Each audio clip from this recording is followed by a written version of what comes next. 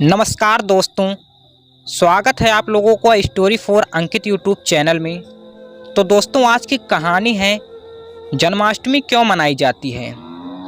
तो बड़ी ही रोचक कहानी है, ज़रा ध्यान से सुनिएगा। द्वापर युग में भोजवंशी राजा उग्रसेन मथुरा में राज्य करता था। उसके आतताई पुत्र कंस ने उसे गद्दी से उतार दिया था और स्वयं मथुरा का राजा बन बैठा।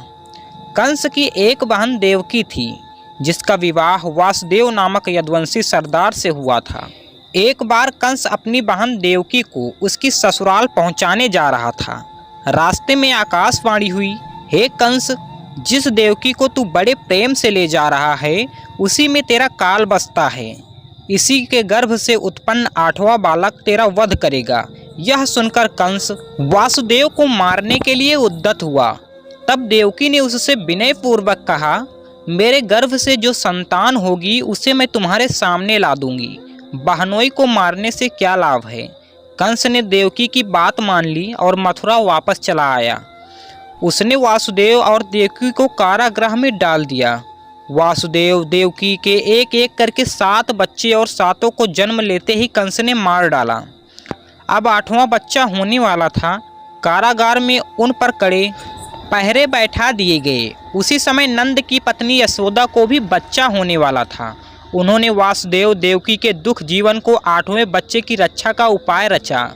जिस समय वासुदेव देवकी को पुत्र पैदा हुआ, उसी समय संयोग से यशोदा के गर्भ से एक कन्या का जन्म हुआ, जो और कुछ नहीं सिर्फ माया थी।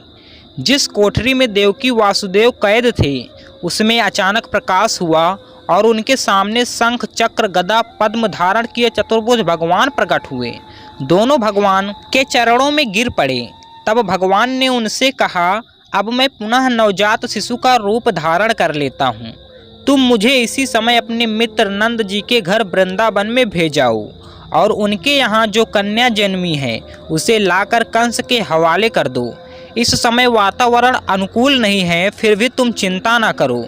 जागते हुए पहरेदार सो जाएंगे, कारागृह के फाटक अपने आप खुल जाएंगे और उफनती अथाह यमुना तुमको पार जाने का मार्ग दे देगी। उसी समय वासुदेव नवजात शिशु रूप श्री कृष्ण को सूप में रखकर कारागृह से निकल पड़े। अथाह यमुना को पार कर नंद जी के घर पहुँचे। वहाँ उन्होंने नवजात शिशु को यशोदा के साथ सुला दिया और कन्या को लेकर मथुरा आ गए। कारागृह के फाटक पूर्ववत बंद हो गए।